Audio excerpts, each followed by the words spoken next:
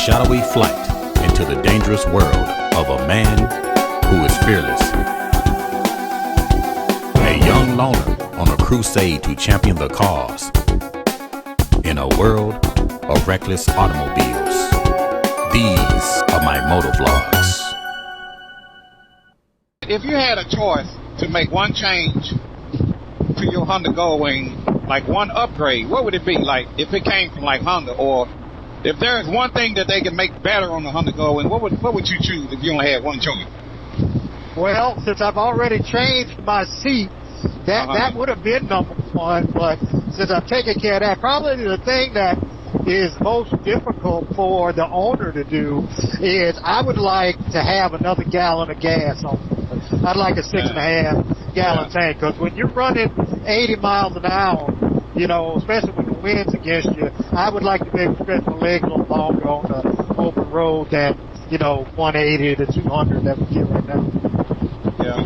You took my answer, Levi. You took my answer. That was going to be my answer. Yeah.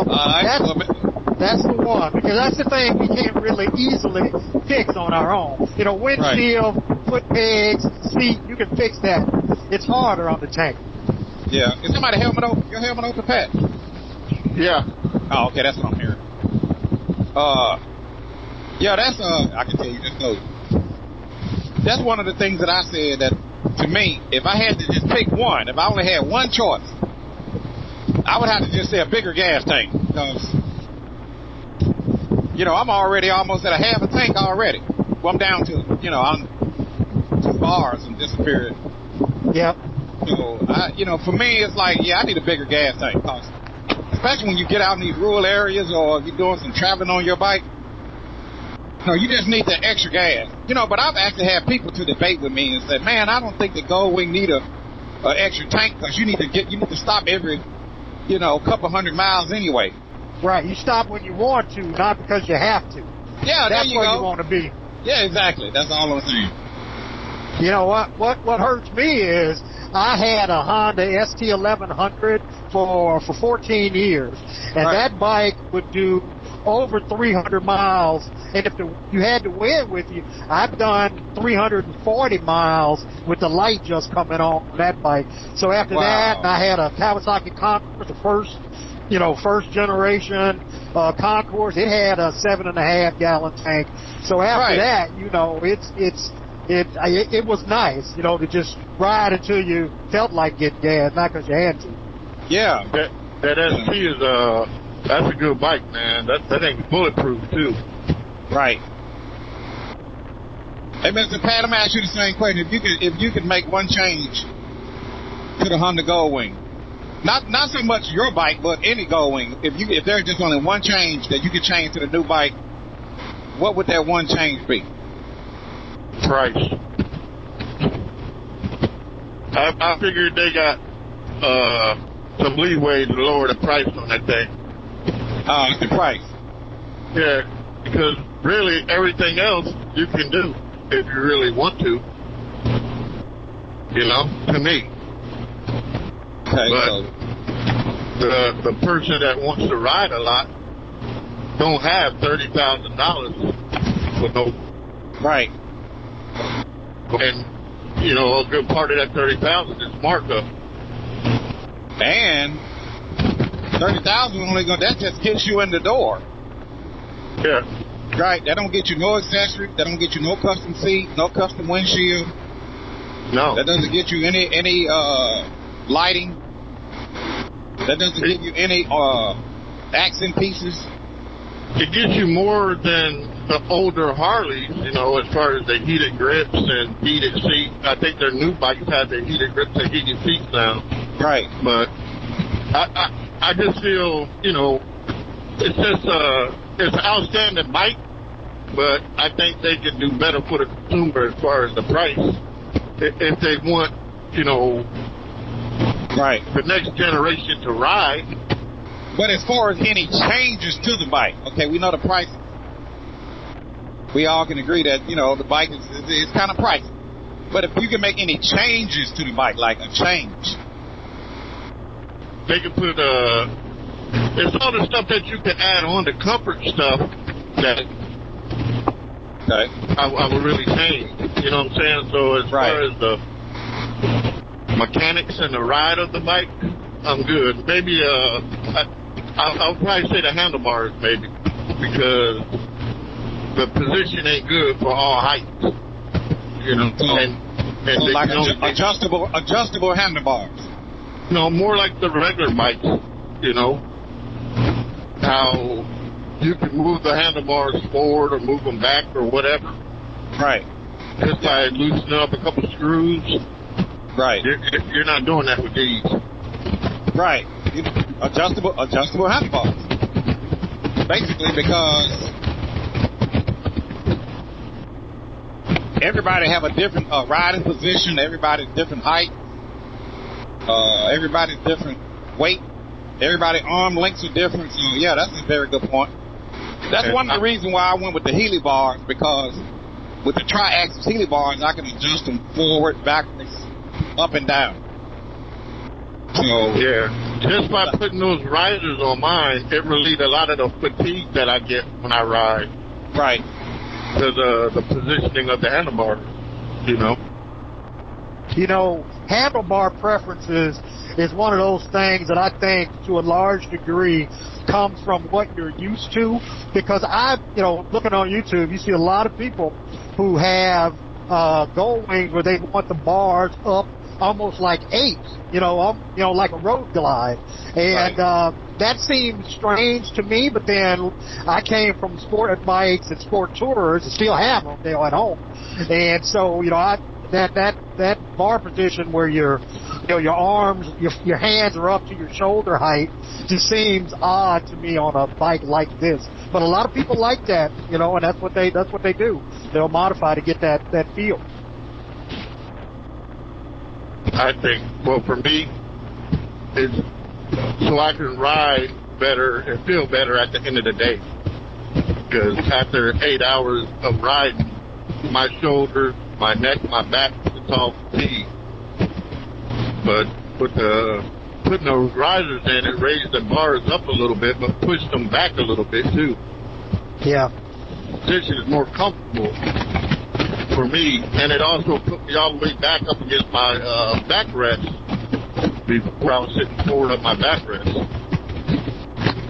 So, yeah, I think that's the key, Mr. Pat, is that distance between the front of your backrest and where your handlebars sit, and then how long your arms and how thick your body is. That's different from person to person and from bike to bike, in terms of backrest length. So being adjustable would be good. I agree with you. Makes you feel better at the end of the day, anyway. Yeah, that's a very good point. And don't get me wrong, I like the bike. I mean, I think it's an amazing bike. But if I just had to make one change to this bike, I would have to definitely make the gas tank bigger. I'm satisfied with everything else, especially since I've accessorized it to the fullest. I'm gonna be honest, man. When you're doing one of them trips that's like a week long and you've been on the bike for 3 days and you on that 4th day and that 4th gas stop, I'll be ready to get up off this joint, boy. No, and the reason why I say that is because I've never noticed it, because the position of the handlebars was fatiguing me, because when I would try to sit back on my backrest, it was uncomfortable with holding the handlebars. So you have to make a subconscious choice. Either I'm going to lean forward or sit forward in the seat so I'm comfortable with my arms and now my back is hurt, or I'm going to sit back and now my arms are hurt. You know what I mean? Right. Mr. Pat, I've noticed that same thing, that, another inch back would be good. So, what I've taken to doing, if I want to kick back on my backrest, is I just drop my left hand in my lap and keep my throttle hand on, and then it takes a lot of that strain away. Now that's an accommodation. Shouldn't have to do that, but that's one way I kind of manage it on longer day from time to time. It's just ride with one hand and quarter off of a little bit. And it helps with that strain. Those risers are only like $50, and it pushed me back where my natural position would be at. Okay. You know, so I just put the risers on there, and it took care of bump in the center, 90% of my problems. Yeah, I might get some a Handlebar risers. Dip in the road. Are you having the issues I was having? I strongly suggest them, bro, because it pushes your back. For the bottom of your butt, it pushes the bottom of your butt right up against the back of your backrest, or the front of your backrest. Okay. So I don't even have to change my position to lean back, and I still got both arms on the handlebars. Okay. Yeah, I feel a little tug in my right shoulder after a couple of hours. So I know what you mean. Yeah. But, you know, when I first bought my bike, that custom seat, I mean, the seat that came on a Goldwing, to me, was so uncomfortable. I know, you have to break it in, and, it'll probably get softer over time or whatever, but, man, I was like, this thing got to come off. I can't do it. See, man, I sat in a car for 8 to 10 hours a day, so I got callus on my ass already, bro. So keep them out of me. Yeah. Well, I got it. Go ahead. No, I got an iron ass, but that Goldwing seat, man, I said, it's got to go. Pretty much everybody I know that bought that bike said, hey, man, I got to change the seat on it, because it's okay sitting on it for temporarily, but for a long ride, it's hard. I was going to ask Mr. Pat how he was riding on the stock seat all the time, but I tell you, when I first got this bike last summer, I was about 75 miles. I was ready to cry. I'm serious. I'm standing up at 80 miles an hour going down the interstate. I couldn't stand it. I said, I cannot live with this. Yeah, that's what happened to me when I bought my bike. My first long trip was Myrtle Beach. That was about 800 miles one way. Memphis. And, man, my butt it was like riding a log, man. I said, man, I gotta change this seat out. I said, before I take another long trip, I gotta get another seat. And on my big wing that I traded in for this, I had that bike. It was a leftover 2012. I bought it in 2014, so I had it 11 years and never even thought about changing the seat on it, because if you look at those big wings, you know this, Chris, the seat looks like a Russell. It's got the wings on the side. It cups your whole butt and your hips all the way out to the outside. And when you look at that factory seat for these wings, it's domed in the middle. Like, why would they do that? Like, it's intentionally uncomfortable. I don't know. I don't get it. But I couldn't stand it. Yeah. Thinking those older Goldwings, you sit in the seat. Yep. Then when you sit on top of it. Yep, that's true. Which is great until it starts to rain and you're sitting in a lake. Sitting in the puddle, man. Yeah, I have had wet undies a lot of times when, the fairing kept it off my legs and off of me, but it came over behind and got on that seat and soaked me through. Wow. Yeah. But that's why height challenge people could ride those bigger Goldwings too, man, because you sat in the seat, which made your ground to seat height probably like 26, 28 inches, maybe even less. Yeah. Yeah, that bike, that Gen 5 Goldwing was a masterful design. And there's a lot of things I like about this bike, but there's some stuff where that bike had advantages. Yeah, you're talking about the previous generation, the 5th gen? Yeah. Uh-huh. I still think about finding me another one just to stick and drop maybe F6B or something. Yeah, you could beat the comfort of that big bike. Right. Could beat the comfort of it. Although I love how these new bikes take bumps on the front end. Yeah. You don't get that sharp jolt on square edge bumps that you used to get on the big ones. You know, the suspension on these is just magical. I don't know how they do it. Oh yeah. Somebody else told me the same thing about the bike. That they really like the front end of it. Yep.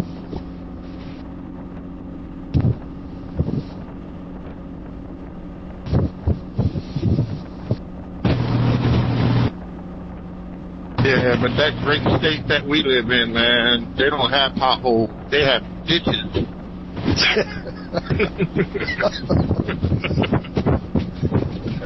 Man, I thought for sure I had bit my rim a couple weeks ago.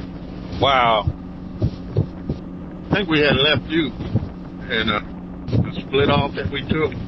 Yeah. As soon as I got over that bridge, my front tire went down in one of them ditches.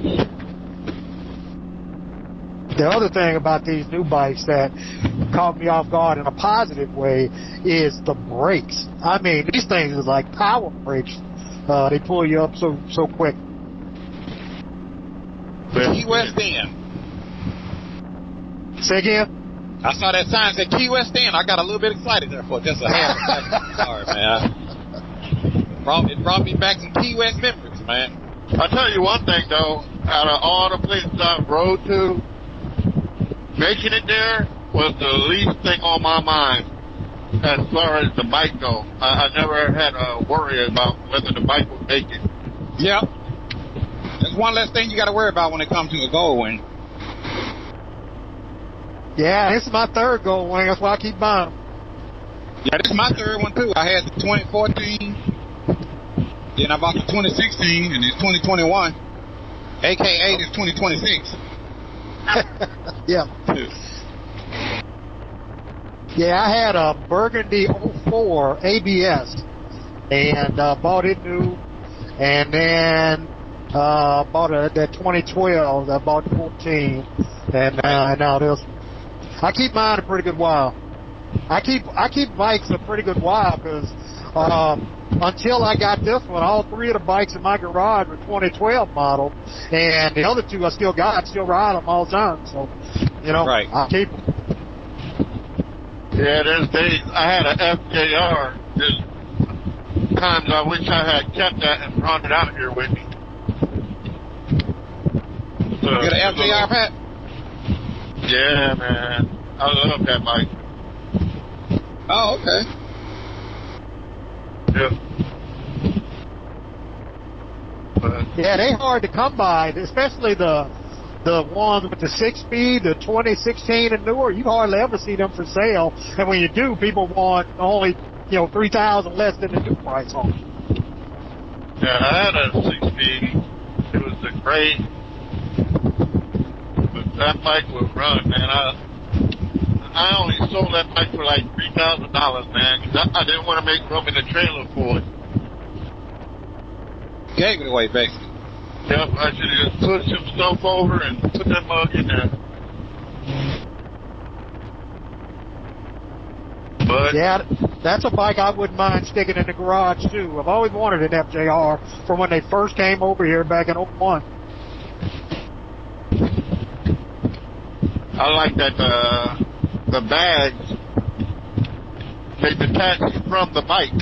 So when you're traveling, you don't have to open it up, take your stuff out. You just take the whole bag with you like a suitcase. Yep. I was going to still make the ST. Yeah, that whole class of big shaft drive sport tours, that whole class is gone now except for BMW. The FJR, the Concourse 14, and the ST are all gone. The Triumph made what we call the trophy for a minute, but all those bikes gone. Everything changed right now. Right. Yeah, that XT 1300, that deluxe, I think it came already Bluetooth from Honda. What year they discontinued that bike? 2012, I think, in the U.S. I think they still sold them for a little while after that for police bikes. Oh, okay. Okay. But I think 12, if I'm not mistaken, 12 was the last regular registration model for the U.S. Which yours, if you had the deluxe, you had it. I had a ST 1100. Mine was a 01. Okay, yeah. And you know, there are people that debate whether the 13 was better than the 11 and vice versa. You know, it was more modern. It was fuel injected, the 13 was, but people said it wasn't as stable.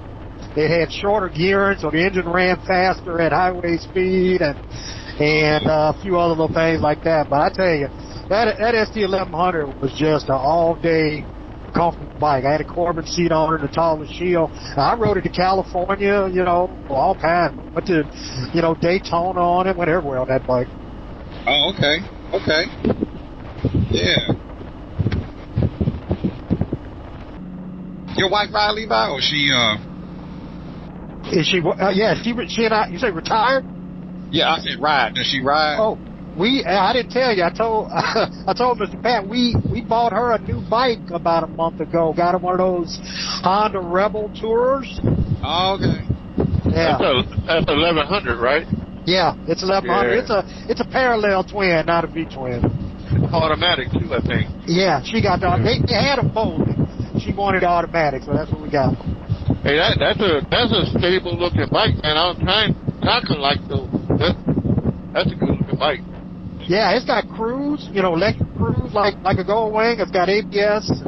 It's even got a app where you can connect your phone so you can control your music and all that stuff from your handlebar. So it's got a couple of neat little features, and they're not that expensive. You know, this price on them only like 11 and a half, and they doing deals, so get them for cheap. I like those hard bags that they come with too, man. Yep, and they lock too. Yeah, them old people, all they think about is eating all the time. You're not old, Pat. You're not old, and to me, I mean, you know, you still got some youth left. Try to eat. You're not too old, Pat. Oh man, there go Dukes of Hazzard right there, the Piggly Wiggly. Remember the Dukes of Hazzard? Yeah. They used to go to the Piggly Wiggly. Yeah, I grew up with the Piggly Wiggly. It started in Memphis. No kidding. Yeah, Clarence Saunders, who was the first, I think, if I got my history right, the first store to let you go in and pick your own stuff and come to the counter instead of everything being behind the counter. That started in Memphis with Piggly Wiggly. Wow. They don't have any anymore, do they? Or do they? I think there's a few around town. It might be. It used to be one in Fraser out there. I don't know if it's still there. I'm gonna look for one. See, man, that's what these generations are missing out on, man. I remember I could cut their yard, get $1, go to the candy store and buy me a bag of penny candy, 25 cents worth of penny candy, and still have 75 cents for a pop and some chips. Yeah, I think you still can, but what kids charge to cut your yard now about $25? Yeah, no. Yeah, no. So he said, I ain't got it. You ain't got it. I ain't got it. That's why I be having those parties, man, because I ain't got it. That's what he tell us. He got it. That's how he got it, because he say he don't have it.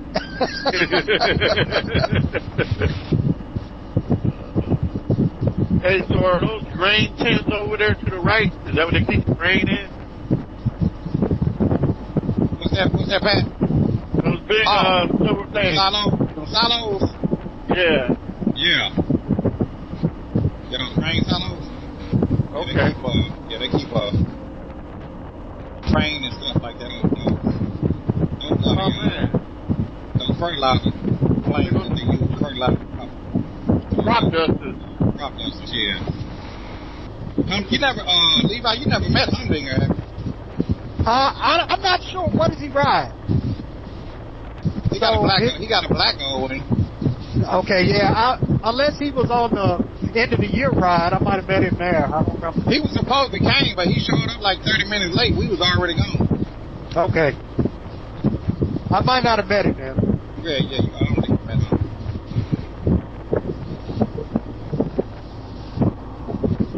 I want to get over here to, they got a Delta Cultural Center in Helena that's supposed to be a pretty good museum, history of the blues and all that.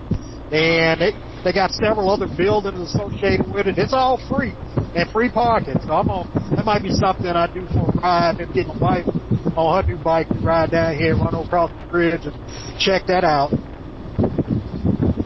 There's a brother over here who is an agricultural engineer from the University of Arkansas who has a distillery right downtown Helena that is, he makes stuff out of sweet potatoes.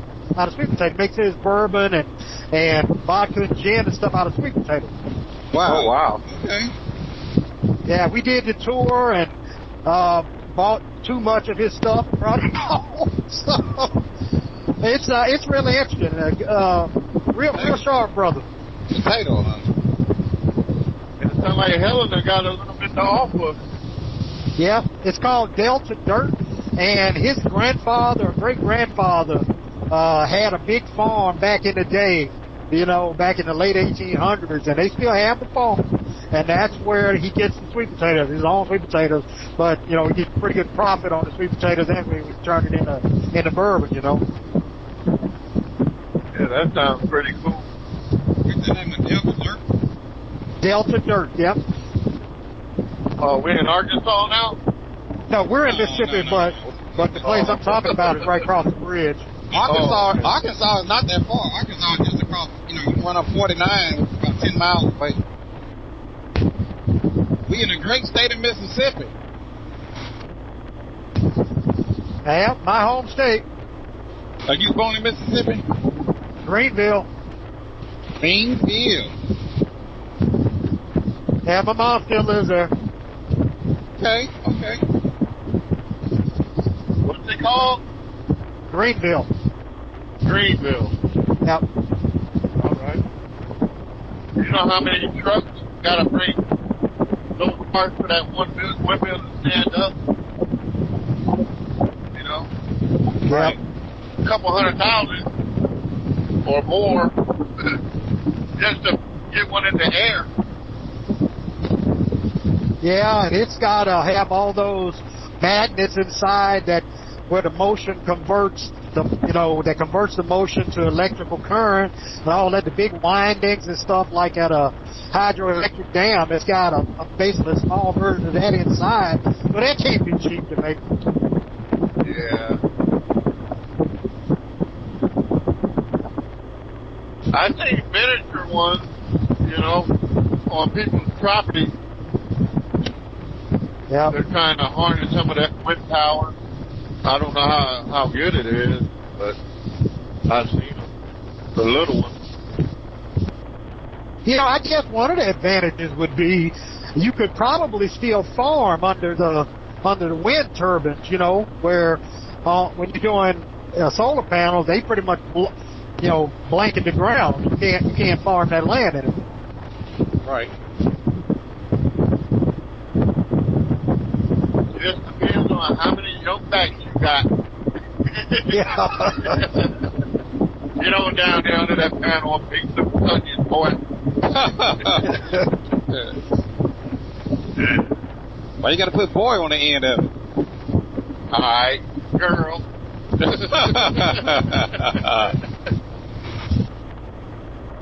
Pat, you ever picked cotton before? I picked beans, onions, blueberries. Yeah, my early childhood I did. Not cotton though. I had to put you on the bus, Pat. Huh? I had to put you on the bus. Yeah. Bring you out to the field, man. Let you see how it is to pick some of the cotton. Yeah, you can't tell if you don't let me know in advance.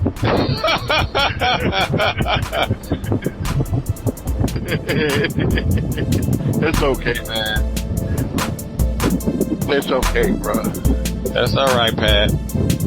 Keep messing. That's all right. This old man can handle it. Can't be 35 forever, bro.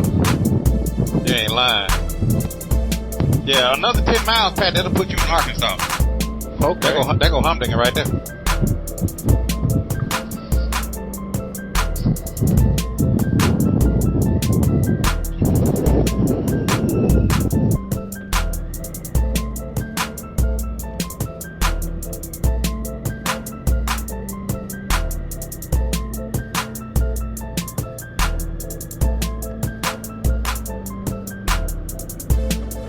Humdinger on the old man. He called his bike the old man.